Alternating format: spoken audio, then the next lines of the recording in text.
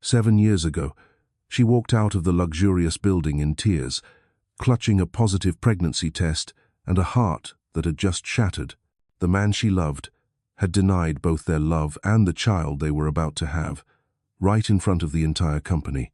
7 years later, at his lavish wedding, a 7-year-old boy stepped forward before hundreds of guests, looked straight at the groom and said, "Sir, you are my father." That small fist brought down an empire and began a greater love, betrayal, and forgiveness journey. This isn't just the story of a woman abandoned. It's the story of a mother who rose from the wreckage to show the world that sometimes the heart that has been betrayed is the one that knows how to love the deepest. If someone had told me that life could change direction in just 5 minutes, I probably would have smiled and not believed them. But that morning, 5 minutes outside Jeremy Briar's office erased everything I had ever believed about love. Late March in New York. The cold wind slipped through the thick glass seams of Briar Holdings skyscraper, 47th floor, right in the heart of Manhattan, where everything gleamed from the CFO's shoes to the receptionist's practiced smiles. I stood there, holding a small white pregnancy test stick, trembling so hard I thought I might drop it any second. 2 red lines. Clear, bold as fate. I had practiced this line 1,000 times through sleepless nights. "Jeremy, I'm pregnant." In my imagination, he would smile, pull me into his arms, and whisper, "We'll get through this together." But there is always a wall between reality and dreams, and that morning, I didn't yet know how high it was. I lifted my gaze to the brass nameplate on the door, Jeremy Briar, Chief Executive Officer, gleaming under the office lights. Behind that door was the man I loved, the man I once thought would be my whole life, the man for whom I was nothing but a secret. We had been in a hidden relationship for 18 months. Late nights after work, when only the weary yellow lights and the soft hum of printers remained. On weekends in the little cabin up in the Catskills, where snow fell, we laughed like children, believing love could hide us from the world. But love was not enough. Never enough for a man who had to protect a perfect image before his father, his shareholders, and society. Jeremy once said, "My father will never accept this. He believes love makes a man weak."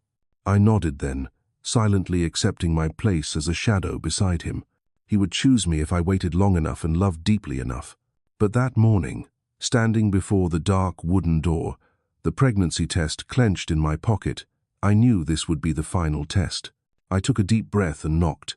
"Come in," his voice sounded, deep, confident, the same voice that could silence a boardroom. When I entered, he was behind his large desk, pen moving across a financial report. Light from the windows traced his shoulders perfect as a portrait. "Imani," he looked up, that familiar smile spreading, warm enough to make me forget why I'd come. "Close the door, beautiful. I've been thinking about you all morning." He swallowed hard. Every word he said was a drug sweet, addictive. "Jeremy, I need to talk to you." He set down his pen, his expression shifting from tender to attentive. "What's wrong? You look pale." I pulled the test from my pocket and placed it on the polished desk between us. For a moment, the room froze. "I'm pregnant." The numbers, contracts, reports, all vanished from his eyes. Jeremy looked at me, then at the small object on the desk, as if it were an accusation. The smile disappeared. I had never seen his face so cold. "What did you say?" His voice dropped, no longer the Jeremy of rain-soaked nights and laughter. "I'm pregnant. It's your child." Silence. Thick, suffocating silence. Then he laughed, a dry, foreign sound. "How convenient. What are you talking about? A secretary sleeps with her boss and ends up pregnant. Sounds like a cheap movie, doesn't it?" I froze. Every word from him was a blade. "Jeremy, don't say that. This is our baby." "No, Imani, there is no our." He stood, his voice sharp as steel. "You think I'd introduce you to my father? You think I'd marry you and live happily ever after?" I shook my head, tears spilling. "I don't need a title. I just want you to know. I know what you want. Money, fame, a ticket out, a direct hit to my dignity." I stepped back, struggling to stay calm. "You know that's not true." "I know nothing," he said, then pressed the intercom. "Security, come to my office now." I panicked. "Jeremy, what are you doing?" What I should have done long ago. "You're fired, Imani. Leave this building, and if you come near me again, I'll call the police." The door opened. 2 security guards entered. I looked at him one last time, the man who had once kissed me in the rain, now bent over his paperwork, cold as stone. He didn't look up again. I walked away, still holding the test stick, burning hot like ashes in my hand. The elevator doors closed, carrying me downward, and I knew everything had just collapsed. Outside, the wind tore down Fifth Avenue, ripping posters from walls. I wandered, my heels cutting into my feet. The city still pulsed with life, while I drifted through it like a shadow. Each step made my heart heavier.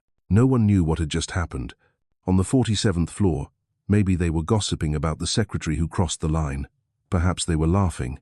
And I just wanted to run far away from that building, from the memory of a man who had said "I love you" 100 times and destroyed me with only a few cold words. I sat on a bench in Bryant Park. The wind stung my cheeks as tears streamed down. I wanted to scream, but only managed to whisper, "How could you do this to me?" My belly was still flat then. No one could see the tiny life beginning inside. I placed a hand over it and whispered, "I'm sorry, baby." I didn't know how I would survive. No money, no job, no one to believe me. But I knew one thing: I wouldn't let my child bear this shame. In the following days, I sold my ring, moved out of my room, and took any job I could find. I worked as a cashier, cleaned offices, and took night shifts to afford a small apartment in Brooklyn. The city wasn't kind to people like me who loved the wrong person.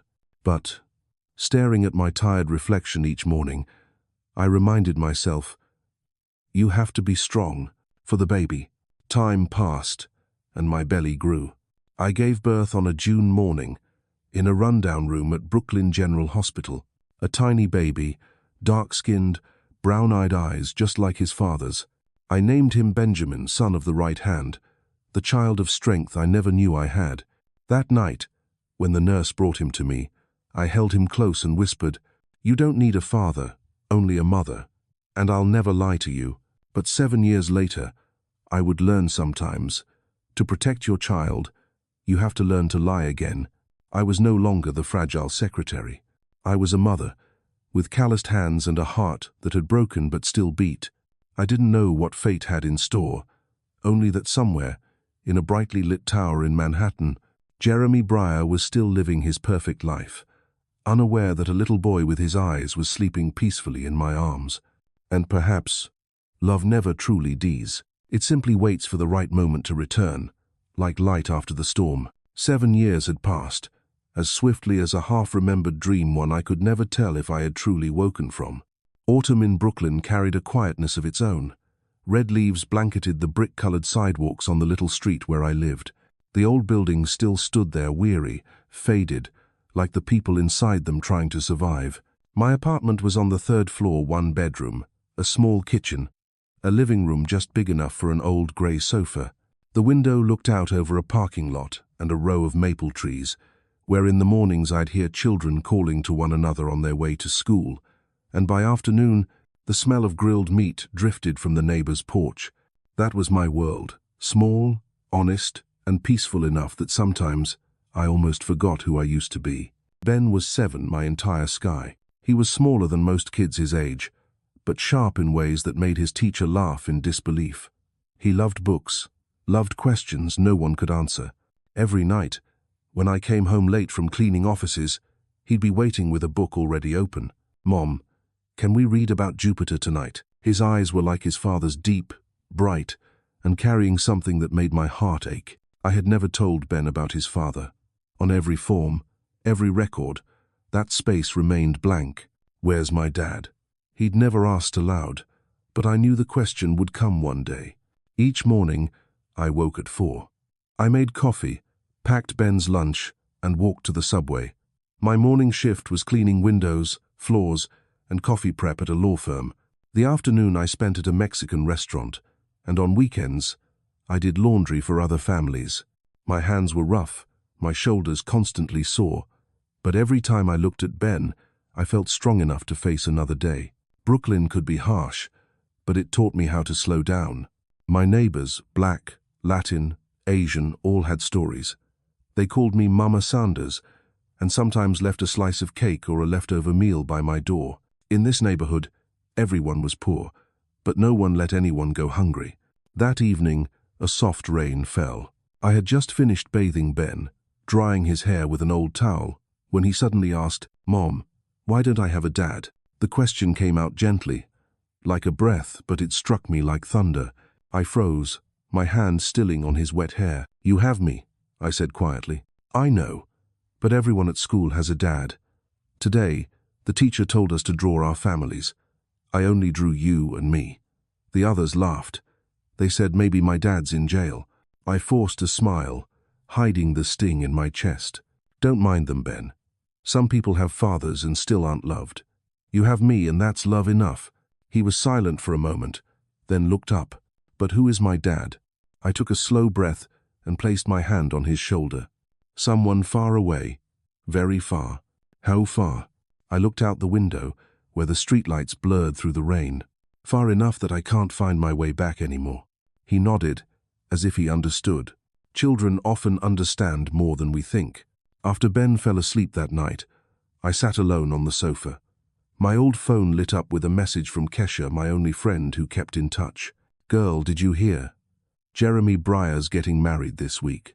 The Plaza Hotel. They're broadcasting it live." I stared at the message, feeling the chill spread inside me. 7 years. 7 years of silence, as if he'd vanished from my world and now he was getting married, to someone perfect, worthy, in a white dress and applause from hundreds. I didn't reply. I turned the phone face down, rose quietly, and switched off the light. Only the night lamp glowed on Ben's face, that little face with his father's eyes. I touched his cheek and whispered, barely audible, "Don't ever look for your father, Ben.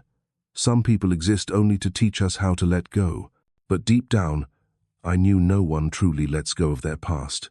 2 days later, I was on the night shift at the Mexican restaurant near 9th Avenue. The rain hadn't stopped. Wet shoes, tired faces, orders shouted through the smell of tortillas and chili. I worked on autopilot, clearing tables, serving food, smiling while my mind drifted somewhere far away. Kesha called during my break. "Hey girl, aren't you curious?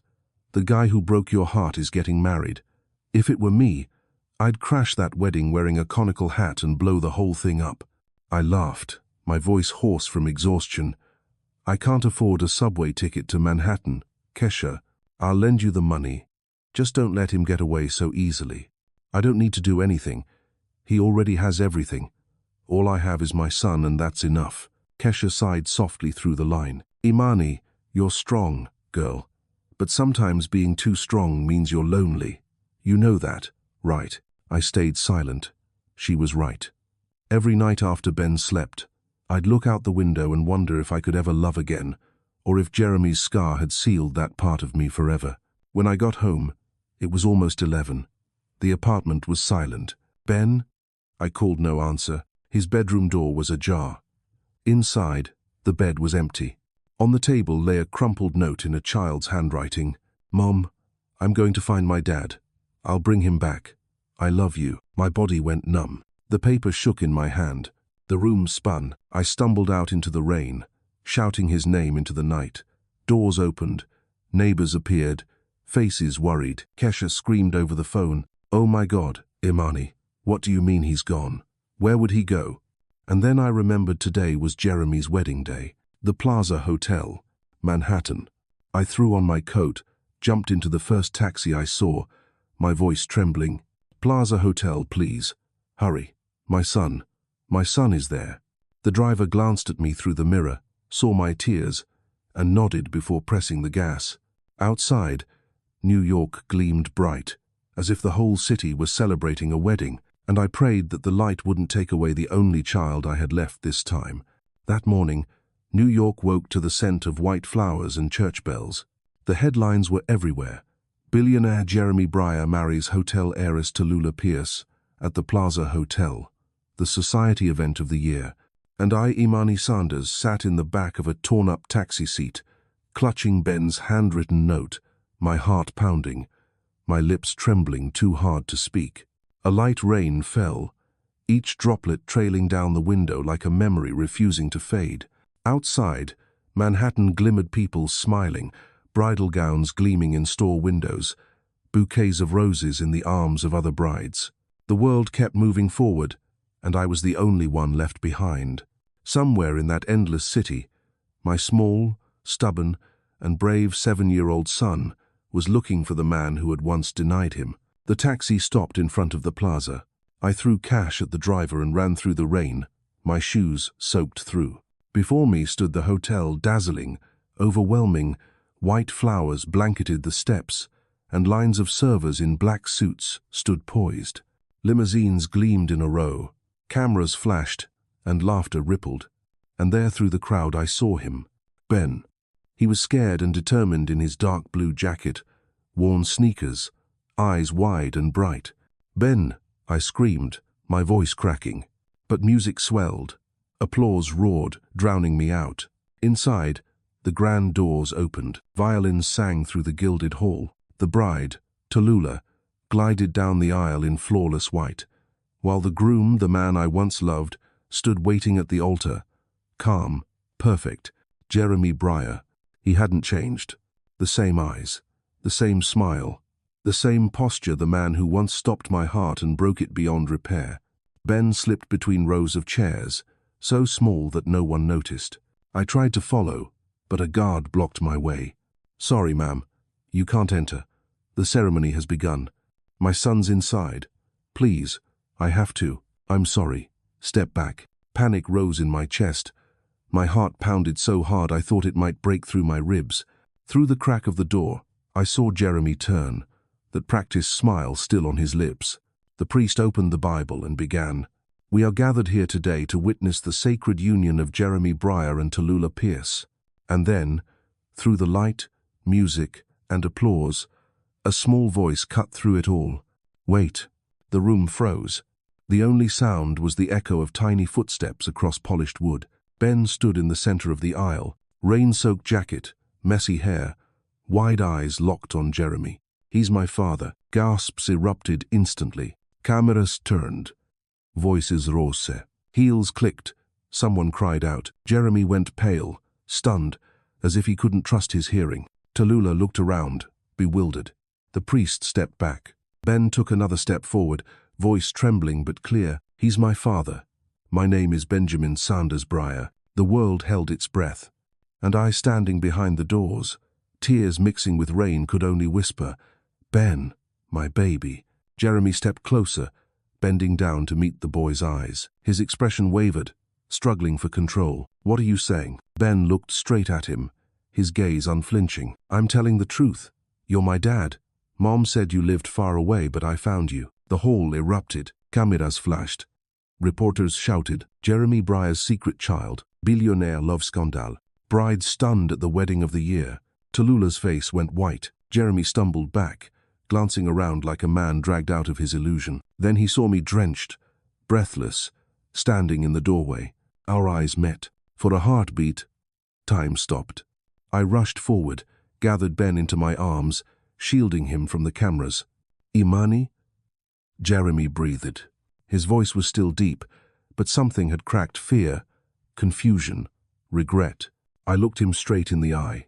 "This is your son, Jeremy." Tallulah stepped back, her bouquet slipping from her trembling hands. Whispers swept the room. "Is she telling the truth? The kid looks just like him. Oh my God, what a scandal." Jeremy opened his mouth to speak, but before he could, Ben looked up and asked softly, "Don't you recognize me, Dad?" Silence. The man who once commanded billions stood frozen before a little boy. He knelt slowly, studying Ben's face, then reached out, touching his cheek as if afraid the moment would vanish. "Ben," he whispered, tasting the name like something long lost. Ben smiled, innocent and sure. "I found you, Dad." In that instant, we both broke. I couldn't stay. I couldn't bear another second. I turned, clutching Ben to my chest, pushing through the chaos. Tallulah watched us go, her face ghostly pale. She didn't cry. She removed her ring, placed it in Jeremy's hand, and said, "She's telling the truth, isn't she? He's your son?" Jeremy said nothing, and his silence was answer enough. She gave a small, bitter smile. "Congratulations, Jeremy. You just married the truth." Then she walked away through flashing lights and a sea of stunned faces. I burst through the doors into the rain, holding Ben close. He whispered, "Mom, why didn't Dad say anything?" My voice trembled, because sometimes, sweetheart, adults aren't brave enough to tell the truth. Behind us, a voice shouted, "Imani." Wait. Jeremy was running after us, but I didn't turn around. 7 years ago, I had stood in the rain, carrying his child, listening to his cruelest words. 7 years later, I stood in the rain again, holding that same child, hearing him call my name too late. Ben pressed his face into my chest, murmuring, "Mom, is Dad angry at me?" "No, baby, you just told the truth." But everyone looked at me so strangely. Because the truth, Ben, sometimes scares people more than lies. I walked past the crowd, the flashing cameras, and the city's noise. Ahead, car lights shimmered bright and cold. That night, every headline screamed about the wedding of the century ruined by a mysterious child. No one knew the child only wanted to find his father, and the mother she only wanted to forget.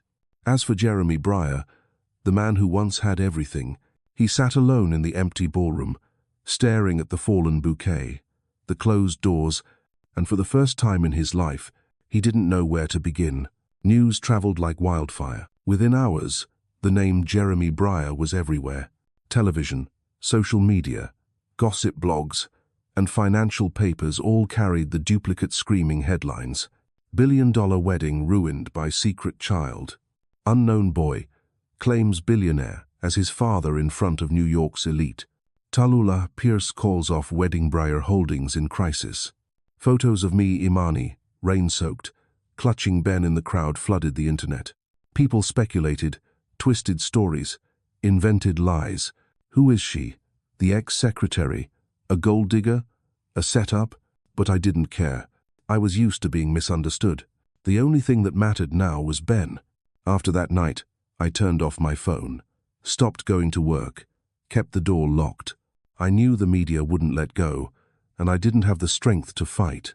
Our little apartment became a fortress. Kesha came by with groceries, sighing, "Girl, the whole country's talking about you. You're about to be the tragic heroine of the year." I gave a faint smile. "I don't need fame. I want to be forgotten." She sat beside me, glancing at the newspaper on the table, Ben's face enlarged on the front page, his clear, sorrowful eyes staring right into the camera. "Your boy's beautiful, but you've got to protect him twice as hard now." I nodded, resting a hand on his hair. "I've already lost my youth. I won't lose my son." Across the city, in the 60th floor penthouse of Briar Tower, Jeremy sat alone in the dark. The TV still played, looping the same segment he couldn't bear to turn off. While the Briar family has declined to comment, investors are alarmed by the fallout from the scandal. He held a glass of whiskey, untouched. The liquor couldn't drown the image of that boy, the boy with his eyes. In his head, one word kept echoing, "Ben, my son." The door burst open. Camden Briar entered, tall, sharp, wrapped in a long coat, his face carved from ice. He threw a newspaper onto the table. "Congratulations. You've turned this family into a national joke." Jeremy didn't respond. Camden stepped closer, voice calm and cutting. "I warned you. Love makes men weak. Now look, honor, stock value, reputation all destroyed because of a woman and a bastard child." Jeremy's eyes lifted, steady but fierce. "Don't call him that. That's what he is." "No. The truth is, he's my son." Camden froze. For a second, something anger, surprise, disgust crossed his eyes. "What are you planning to do? Bring them into this house? Make him your heir?" Jeremy exhaled, voice low but resolute. "I don't know. But for once, I want to do what's right." Camden's stare turned colder. "Right? You've broken off the Pierce marriage. You've jeopardized hundreds of millions in contracts. You know the consequences?" "I know, and I accept them." Camden gave a bitter laugh, turning toward the door. "You'll regret this, Jeremy, just like your mother regretted falling in love." The door slammed shut, leaving Jeremy with the TV replaying Imani's tears, Ben's eyes, He bowed his head into his hands and felt small for the first time in his life. That night, rain pattered against Brooklyn's rooftops. I sat beside Ben's bed, watching him sleep. He was peaceful, as if the day's chaos had been a dream. My heart still thudded wildly. A message buzzed from Kesha. Breaking news: Tula dumped him. Cancelled the wedding. Jeremy hasn't spoken yet. I read it and sighed. 7 years ago, I had begged him to say just one word, even an apology. Now, he was silent again. But this time, I didn't need to hear anything. Then came a knock at the door. My stomach dropped. A courier handed me a thick envelope. I opened it. A legal summons from the lawyers of Briar Holdings requesting confirmation of paternity and custody rights. I let out a bitter laugh. They hadn't changed at all. It was still about rights and reputation. No one asked how that child had lived for 7 years. I crumpled the letter and threw it into the trash. Nothing, and no one would take my son away, not even the man who shared his blood. At the same time, across Manhattan, Jeremy was in an emergency board meeting. The room was tense, voices sharp. We need to control the narrative, Jeremy. The story about the child must be denied. Jeremy said nothing. Another executive leaned forward. You can demand a DNA test. If it's inconclusive, we can... Jeremy interrupted, his voice rough but firm. No need. He's my son. Silence. Not a breath in the room. Someone whispered, You're destroying yourself. Jeremy replied, No. I'm saving the part of me my father buried alive. He walked out without looking back. Outside, the grey Manhattan sky hung low. Rain lashed his face, but for the first time, he felt free. Later that night, Jeremy saw River, his oldest friend and advisor. River opened the door, taking in Jeremy's rain-soaked clothes, and smirked. You look like a man who just fell from heaven straight into hell. Jeremy gave a faint smile. No, I just saw my son for the first time. They sat in a dim bar. Jeremy told him everything: the 7 years of silence, the cruel words he had thrown at Imani, and the sight of Ben standing in the middle of the wedding. When he finished, River was quiet for a long time. Then he asked, So what now? Jeremy stared into his glass, his eyes shadowed but clear. I'm going to find them, not to apologize but to take responsibility. I owe them my life. Across the city, I looked out the window as the wind tugged at the curtains. Ben stirred in his sleep, murmuring something I couldn't hear. I brushed his hair from his forehead and whispered, We'll be okay, Ben. No matter who comes back, I'll keep you safe. But deep inside, another voice asked quietly, If he really comes back, will I be strong enough to face those eyes again? The New York sky hung grey, like a swirl of cigarette smoke. 7 days after the ruined wedding, the media still hadn't tired of it. Every channel replayed the same clip, the boy standing in the middle of the aisle, every headline still feeding the fire. Jeremy Briar silent, as his scandal deepens. Is the mystery child truly a Briar heir? Tallulah Pierce withdraws from public. Her father threatens to sue Briar Holdings. Jeremy sat at his desk before a sealed envelope from a private lab in the penthouse that hadn't seen darkness in days. A lock of hair, a few drops of blood, a DNA report. He didn't need to open it to know what it would say. His heart already knew, but his hands still trembled. When he tore open the seal, the sound of paper cracked through the silence like a verdict. The result was printed in bold, clinical ink. Paternity. Probability. 99. 9.9. 8%. Positive. 1 number, 1 confirmation, 1 child, and 7 years of lies. Jeremy leaned back, closing his eyes. Ben's image came rushing back, bright eyes, messy hair, that small voice.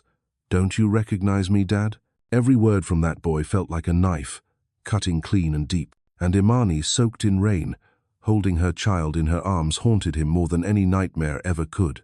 He walked to the window. Below him, Manhattan glowed, a city of money and illusions.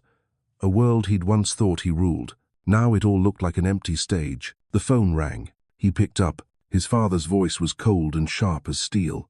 The results? Yes. And? He's my son. Silence. Then Camden's voice came low, deliberate. I'll take care of it. The boy won't tarnish our name. We'll send them away money, housing, whatever it takes. You'll return to work and act like none of this happened." Jeremy exhaled slowly. "No, Father. Not this time." "What did you say?" "I'm not hiding anymore. I'm acknowledging my son." Camden's tone dropped, heavy and dangerous. "You're about to destroy your own career. Do you really think the world is kind, Jeremy? It will devour you and that boy with you." Jeremy's voice was quiet, but every word fell with weight. "Then let it devour me, as long as I don't have to live a lie again." Camden didn't reply. Then a click. The line went dead. Jeremy stood still, the phone in his hand, cold sweat trailing down his spine. The old fear his father had planted in him all his life still lingered, but it no longer ruled him. He opened his laptop, searched hospital records for Brooklyn General, where Imani had given birth. Through a private contact, he found the file. Mother, Imani Sanders. Child, Benjamin Sanders. The note at the bottom read, "Child suffered from neonatal malnutrition." He stared at those words again and again. Malnutrition. His knees nearly gave out. While he was living in penthouses, wearing tuxedos, shaking hands with power, his child had been lying in a public hospital, frail and hungry. No father, no name, only a mother, the woman he had cast out fighting to keep their baby alive. Jeremy sank into a chair. He opened an old recording, a press conference from years ago, his younger self preaching about corporate integrity and the perfection of the Briar Empire. A bitter laugh escaped him, weary, hollow. He didn't sleep that night. When dawn broke, he sent a short email to River Hayes. "Find Imani and Ben. Quietly. No press. I need to see them once." While Jeremy began his quiet journey toward redemption, Imani, lived with constant dread. The press had mainly left our neighborhood, but strangers sometimes appeared, asking questions. I avoided them. I didn't let Ben go out alone. He didn't understand why. "Are you scared someone will take me, Mom?" he asked one evening. I forced a smile, ruffling his hair. "No one can take you, baby." I wanted to believe that, but fear gnawed at me. The world belonged to men like Jeremy, men with power, wealth, lawyers. I had only these hands and my love. One afternoon, there was a knock at the door. When I opened it, I saw River Hayes, a face I remembered faintly from my time at Briar Holdings. He smiled gently. "Imani, I'm not here on behalf of the company. I'm here for Jeremy." I froze. "I don't want to hear that name." He nodded calmly. "I understand, but there's something you should see." He placed an envelope on the table. Inside, a copy of the DNA report. That same number glared up at me. 99.98%. My hands shook, anger and disbelief tangling together. Does he think I needed this to believe him? River shook his head. "No, he thought you needed to know that he believes." I said nothing. River looked around the small apartment, his tone softening. "He found Ben's hospital records. He knows about the malnutrition. I've never seen Jeremy Briar cry, but that day, he sat silently for hours." I frowned. "Tears don't feed my child." "No, but they might be a beginning. He only asks for one chance to see his son." I shook my head. "He had that chance 7 years ago. He threw it away." "I'm not defending him," River said quietly, "but sometimes people must lose everything before learning to love." He fell silent, torn. I didn't want Ben to be hurt again, but in my mind, I kept seeing Jeremy kneeling in the middle of that ruined wedding, his eyes trembling when he saw his child. That night, I sat by the window, watching the rain. Ben slept soundly, hugging his worn teddy bear. I opened the envelope again, staring at the number 99.98%. It wasn't just a statistic. It was fate, a truth that had returned, whether I wanted it or not.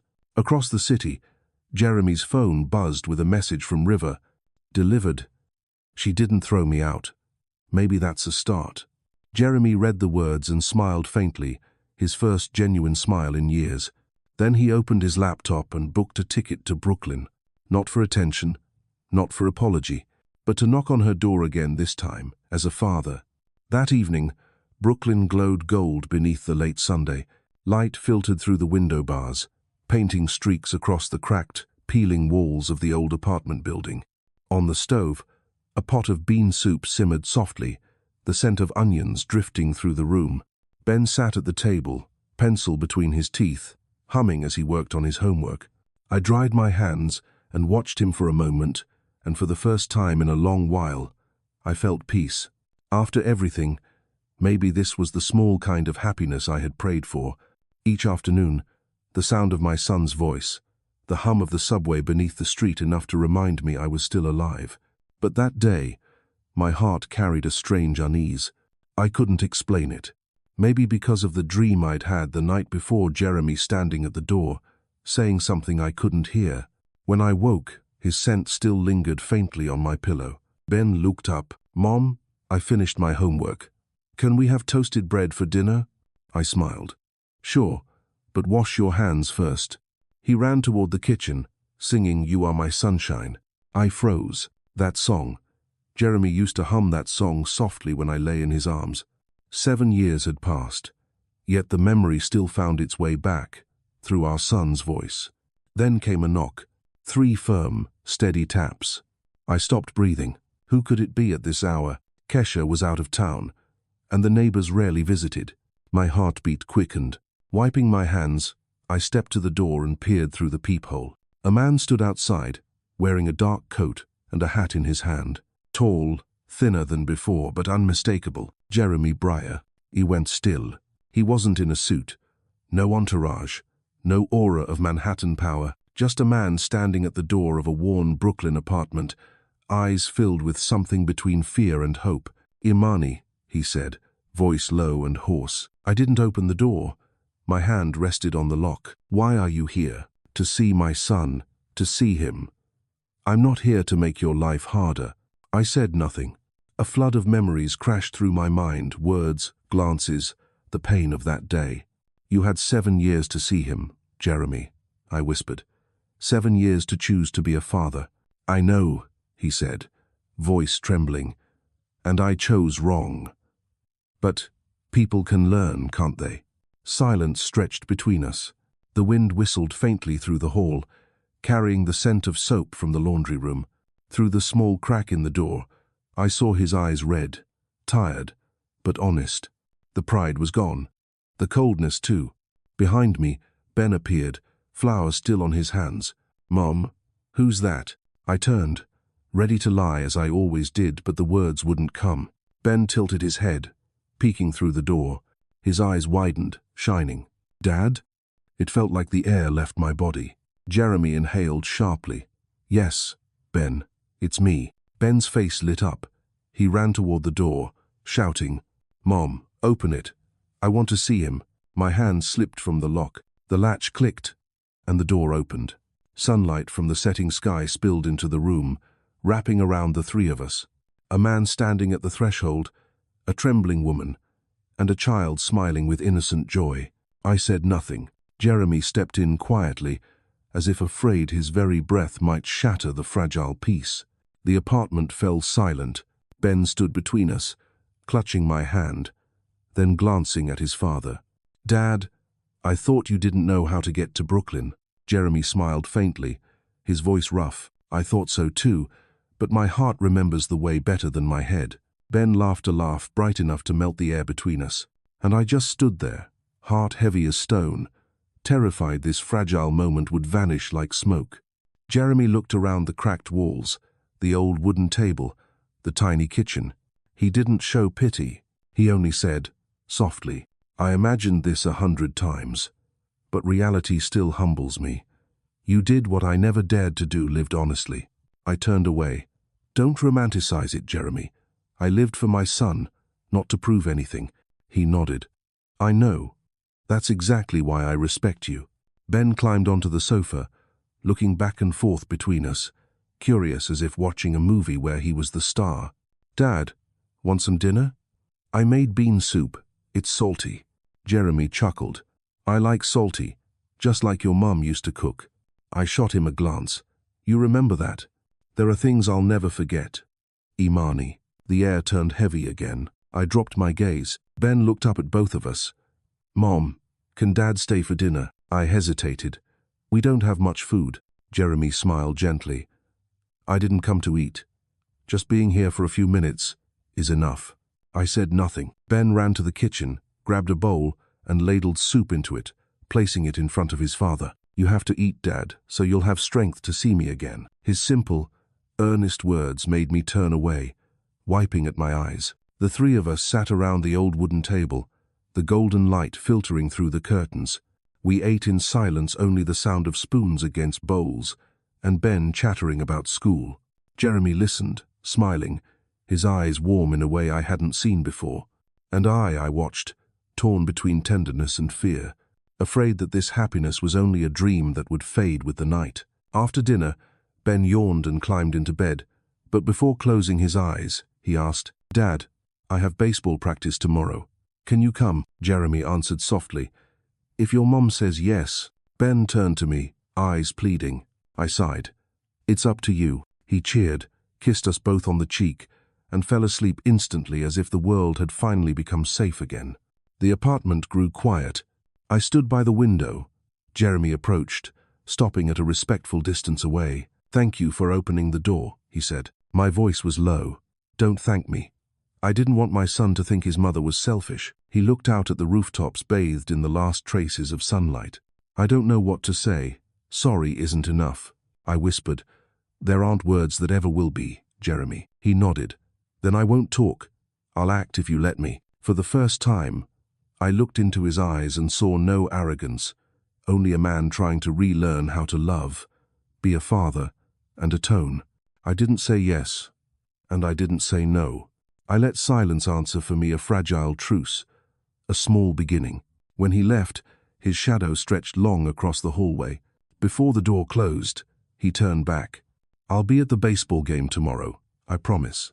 I watched him walk away and wondered quietly to myself, maybe, just maybe, the light had finally found its way back into my life. It had been raining since morning. Cold winds swept through Brooklyn, the kind that made people want to stay home, wrapped in blankets, listening to the rhythm of water on glass. I was folding laundry when the phone rang. An unknown number. A woman's voice, panicked. Miss Sanders? This is Miss Brooks, Ben's teacher. He collapsed on the playground. We've called an ambulance. The floor seemed to fall away beneath me. All sound vanished. Only the pounding of my heartbeat remained. I grabbed my coat and ran outside, forgetting my wallet. Rain slapped against my face, icy and sharp. But I didn't stop. Car horns, voices, the splash of tires all blurred into a single noise, and in my head, only one prayer repeated, Please, God, don't let my son be hurt. When I reached Brooklyn General, my shoes were soaked, and my hair was plastered to my face. I rushed to the reception desk. Benjamin Sanders. What room? The nurse was about to answer when a voice came from behind me. ER3. I'm already there. I turned. Jeremy. He wore a white shirt, sleeves damp, a hospital wristband still around his arm, emergency contact. He looked different under the harsh fluorescent light, no longer a CEO, just a frightened father. What are you doing here? I gasped. The school called me. My name's listed under emergency contact. I froze. When had he done that? He said softly, after the first time I met him. In case you didn't answer. Before I could reply, the nurse gestured. Parents of the patient this way. We both stepped through the glass doors. Ben lay on a white hospital bed, skin pale, eyes closed. Wires, IV tubes, the steady beep of a heart monitor. I ran to him, clutching his hand. Ben, sweetheart, Mommy's here. Jeremy stood beside me, his hand trembling before resting gently on my shoulder. What did the doctor say? I asked. He swallowed. They think anemia and malnutrition, maybe from irregular meals, stress. Guilt surged through me, thick and choking. It's my fault. I've been working too much. No, he interrupted, voice rough. It's mine. If I'd been there sooner, things might have been different. The door opened. Doctor, Sarah Kim, a kind-faced woman with calm, clear eyes, stepped in. He'll be okay, she said softly. We've given fluids and stabilized his vitals, but he needs rest, proper nutrition, and both parents present. That last part made us both lower our heads. We stayed there the whole afternoon, in silence. Rain tapped against the windows, and the monitor blinked rhythmically beside Ben's bed. After a while, Jeremy stood, reaching into his coat. He pulled out a small box, a few dark chocolate bars. I bought these for him. On the way here. He likes bitter chocolate, doesn't he? I looked at him, surprised. You remembered? He smiled faintly, weary but tender. I remember everything about you and him, even the things I thought I'd forgotten. I said nothing. For a brief moment, I saw him not as the man who once hurt me, but as a father, trying to make up for 7 lost years with the smallest act of care. Night fell. The hospital quieted. Dim light spilled from the hallway. I sat beside Ben, holding his small hand. Jeremy sat across from us, silent, eyes fixed on the monitor as if afraid the line would flatline if he looked away. His eyes were red, his hair disheveled. No trace remained of the confident, untouchable man he'd once been. Near midnight, Ben stirred. His voice was weak. "Mom," I bent close. "I'm here, baby." He turned his head and saw Jeremy. "Dad's here too?" Jeremy smiled, taking his son's hand.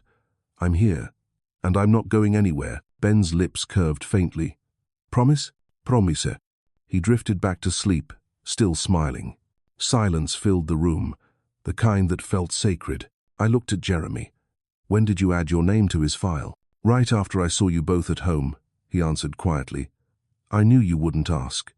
I just wanted, if anything happened, they'd call me." I nodded, unable to speak. The rain softened outside. Then he said, almost in a whisper, "Imani, I'm sorry. You had to carry everything alone for 7 years, not just for the past. I don't know how you did it, but I promise, you won't have to again." Tears slid down my cheeks. "You don't need to promise me anything. Just don't let him down like you once let me down." Jeremy nodded, eyes steady, voice sure. "I'll do whatever it takes, even if it costs me everything." We stayed there all night. No more words. Because sometimes, forgiveness doesn't come through talking. It comes through staying when the other person is at their weakest. Outside, the rain finally stopped. A pale morning light broke through the clouds. The first thin beam of sunlight filtered through the small hospital window. In that light, Jeremy's hand was still wrapped around our son's, and for the first time in years, I didn't feel alone. After the rain, Brooklyn felt washed clean. The trees had shed their dusty winter coat, revealing a fresh, tender green that shimmered in the light. I walked Ben out of the hospital that morning, the sun spilling in gold. Jeremy walked beside us, carrying our bags, quiet, unassuming, yet so close it almost felt natural. Ben held his hand tightly. "Dad, are you sure you remember the way to my house?" Jeremy chuckled. "I do now. Turn left at the pizza shop with the flickering sign, right?" Ben burst into laughter. "You're so smart, Dad." And I smiled, my heart aching at the sight a moment I once believed I would never see. From that day on, Jeremy drifted into our lives like a new season. Awkward at first, but soon, strangely familiar. He picked Ben up from school every Thursday. On weekends, they played baseball behind the elementary school yard. Once, Ben came home, shouting with pride. "Dad caught my first home run," his joy so radiant that I couldn't bear to dim it. Sometimes Jeremy stayed for dinner. He was no longer the polished billionaire. He fumbled over the stove with vegetables, overcooked eggs, and spilled soup. Ben laughed until he hiccuped, while I stood by, half amused, half exasperated. "You've never cooked before, have you?" I teased. He shrugged, face streaked with flour. "I used to think you'd never need to if you had enough money." Turns out, that was the stupidest thing I ever believed. The little apartment was filled with laughter. It had been so long since Ben had been that happy. No more quiet eyes. No more, "Where's my dad?" Now he knew. I realized that some questions are answered not with words but with presence. One afternoon, Jeremy was late. Ben sat by the window, chin in his hands, staring down the narrow alley. "He promised he'd come," he murmured. I put a hand on his shoulder. "Sometimes grown-ups get stuck in traffic, sweetheart." But part of me worried, would he disappear again? Then came the knock. Jeremy stood at the door, soaked from the rain, holding a pizza box and a bouquet of sunflowers. "Sorry," he said, breathless. traffic on the Williamsburg Bridge. But I made it. Ben squealed and threw his arms around him, and I didn't feel angry for the first time in years. That night, the three of us sat on the floor. The table was too small, eating pizza straight from the box. Jeremy told stories from his college days in Boston, about how strict his father was and how he once skipped class to watch cartoons. Ben giggled and leaned against him, falling asleep mid-story. I watched them, and warmth spread through me like someone had quietly lit a lamp inside my chest. At last, I was seeing what I had once prayed for. A man who knew how to bend down to love, rather than stand tall to control. But peace never comes without its shadows. When word began to leak that Jeremy Briar has been spotted frequently in Brooklyn, the media swarmed again. Cameras flashed. Articles spread. Billionaire trades Manhattan for Brooklyn slum. Briar Holdings faces internal rift. Who is the woman behind Jeremy Briar's transformation? Fear crept back. I thought I was immune to the spotlight, but that cold glare still made my body tremble. A sharp knock shook the door while I was folding laundry one evening. A young man in a black suit handed me a sealed envelope from Camden and Pierce Law, a petition to review custody of Benjamin Sanders. My hands trembled. Of course, Camden. Jeremy's father. He wasn't done yet. Jeremy arrived as soon as he heard. I threw the paper on the table, my voice breaking. Your father wants to take my son. After taking my dignity, he went pale, then said quietly, I didn't know. But I won't let that happen. I stared at him. How can you be sure? You're a Briar, Jeremy. I'm just the woman your family threw away. He stepped closer, his hand firm on my shoulder, his eyes steady. I don't stand with them anymore, Imani. This time, I stand with you, and with our son. I cried not because of fear, but because I finally believed him. Not because of what he said, but because of how he looked at me, not from above, but at eye level, as someone who had learned humility through love. From then on, Jeremy stopped hiding. He showed up openly with us. He went to parent-teacher meetings, sitting among ordinary parents, smiling as the teacher praised Ben for reading faster than his classmates. He joined the Little League, learning to cheer, to wipe his son's sweat after games. He even came to the neighborhood's fall festival, helping Ben with the water gun booth and helping me bake apple pies. Soon, people stopped staring. The neighbors got used to him, the once untouchable man from Forbes covers sitting on a stoop, eating $2 hamburgers. No one called him a billionaire anymore. They just said, that's Ben's dad. One evening, after Ben had fallen asleep, I stepped out to the balcony. Jeremy stood beside me, coffee in hand, looking over the city lights. He said softly, I used to think love makes people weak, but now I see you only become strong once you truly learn to love. I turned to him, and do you think you've learned? He smiled, the gentlest I'd ever seen. I'm still learning. Every day, a little more. Starting with not walking away anymore.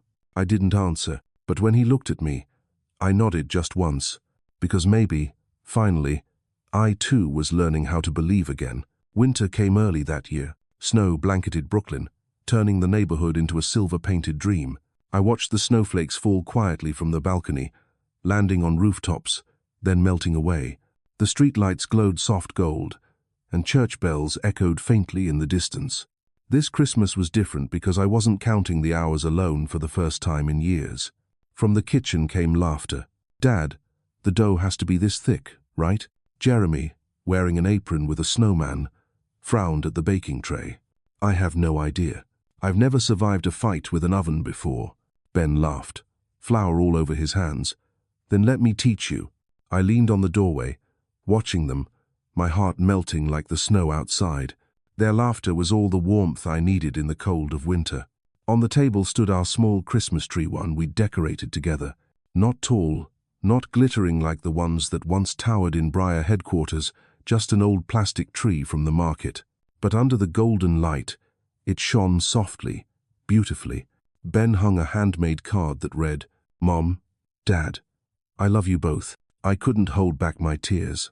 Jeremy saw me and smiled faintly, then walked over. Imani, he said, voice deep and tender like a fire's glow, I have something for you. Before I could answer, he placed a small box in my hand. Inside were two photographs, one of me holding Ben in the hospital, the other of the three of us at the baseball field last week. On the back of the second photo, in his neat handwriting, the day I finally understood what family means. I looked up, lips trembling. Jeremy. But he was already kneeling. No flowers, no ring. Just him, flesh and bone, eyes filled with 7 years of regret. Imani, he said, voice breaking. I'm sorry for everything. For what I said, for the years you spent alone, for the times I chose silence. I'm not asking for forgiveness. I'm asking for a chance to stay, not as a billionaire, not as a man seeking redemption, but as a man who truly loves you. I froze. Outside, snow kept falling, soft flakes settling on his hair. Inside, Ben stood watching quietly, as if he knew something sacred was unfolding. I knelt too, meeting his eyes. You hurt me, Jeremy, I said softly, tears sliding down my cheeks, though my voice stayed calm. You made me afraid to love, trust, and hope. But these past months, I've seen you try. You've been there for our son, for me not because you had to, but because you wanted to. I took a deep breath. Forgiveness doesn't mean forgetting, but maybe I'm ready to remember without hurting anymore. Jeremy's eyes lit with disbelief. You mean? I smiled through tears. I mean, you can stay. But you'll have to learn to wash dishes. I hate washing dishes. He laughed, a clear and pure sound that hadn't existed in years. Ben ran over, throwing his arms around both of us. So Dad's staying for real? Jeremy hugged him tight. I'm staying. Forever.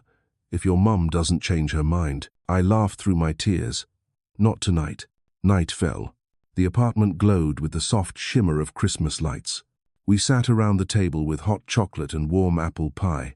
Outside, snow piled thick on the streets while the old radio played, "Have yourself a merry little Christmas."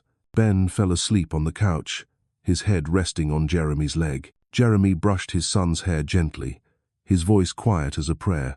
I used to think happiness was something rare, something meant for others.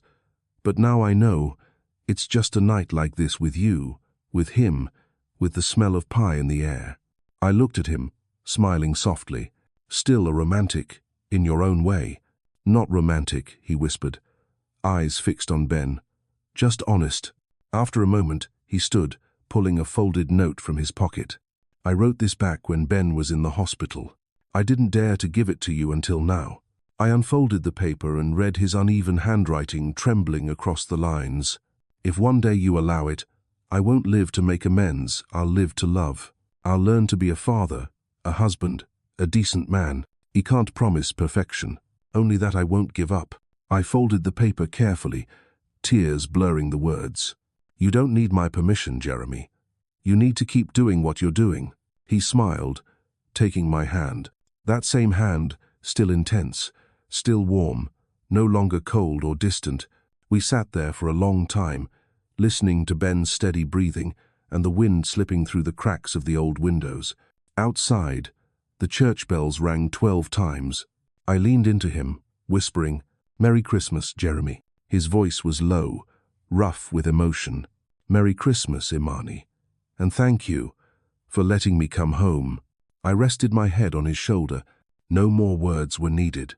Only the soft hush of snow outside, gentle and quiet, like forgiveness finally spoken aloud. A year later, Brooklyn in spring was clear enough that I could see each new leaf unfurling on the trees outside the window. Ben darted around the kitchen, his laughter echoing through the apartment. "Dad, Dad, my pancake's burning." Jeremy laughed, rushing to rescue the pan, his face dusted with flour. I stood by the doorway, arms folded, watching them fumble together, feeling light as air. The kitchen was small, the paint peeling, but their laughter filled it brighter than any chandelier could. This wasn't a glass tower in Manhattan, or a mansion built for appearances. This was home, in every true sense of the word. Ben set the plate on the table proudly. "I call this the survivor's pancake." Jeremy pretended to frown. Only geniuses can burn both sides of a pancake. Ben burst into giggles. "So you're a genius, Dad?" "No," Jeremy said, grinning. "Just lucky enough to eat my son's cooking." I sat down, poured coffee, and listened as the morning hummed around us. The radio played softly in the background. Breaking news: former CEO Jeremy Briar officially leaves Briar Holdings to found Briar Renew, a clean energy startup based in Brooklyn. When asked why he gave up a billion-dollar empire, he simply said, "I wanted to start again from where I lost my heart." I smiled quietly. He'd kept his word. He said he would rebuild a year ago, not to redeem himself, but to live right. Now he was doing precisely that. Jeremy glanced at me, eyes warm. "You heard?" "The whole city's heard," I teased. "They're calling you the recycled billionaire." He laughed. "I like that. If my life can be recycled, I want it to return better for you and Ben." Ben jumped in, "And I'll help. I'll invent energy from burnt pancakes." We all laughed together. That morning, sunlight spilled through the window, golden and soft, like memories scrubbed clean. We didn't talk about the past anymore. We could only plan for today and tomorrow. Summer arrived with long, warm days. Prospect Park was lush and green, Ben's kite soaring high against the clear blue. I sat on the grass in a white dress, watching Jeremy toss a baseball with our son. Their laughter carried through the breeze, sunlight flashing off their hair, the grass, their faces. Two people who had once lost each other and somehow found their way home again.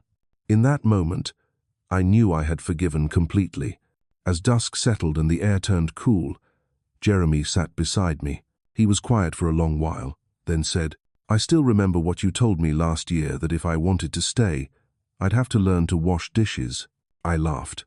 "And did you learn?" He nodded. "I did. But today, I want to learn something else." He reached into his pocket and pulled out a small box. Inside was a simple silver ring that gleamed softly in the evening light. No audience, no cameras, just grass, wind, and 3 hearts beating in rhythm. "Imani Sanders," he said, trembling slightly, "you forgave me once. Let me love you for the rest of my life, not to fix the past, but to live right now. Will you marry me?" I laughed through tears. "You don't have to say it beautifully, Jeremy. I've been waiting 7 years for this." "So, you're saying yes?" "Yes, finally." Ben jumped up, shouting, "Dad's proposing." I smiled and pulled him close.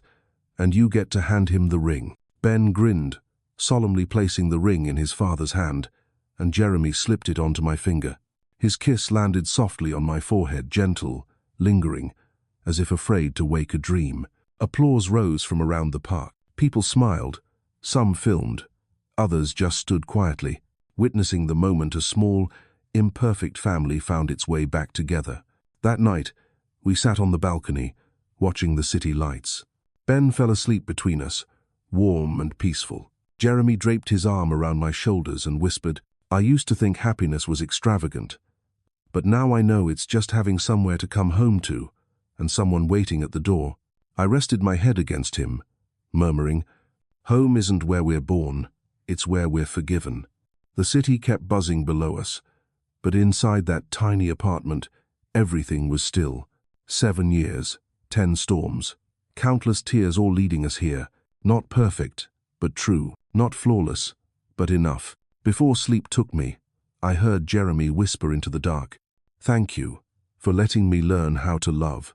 And I knew, at last, we were home.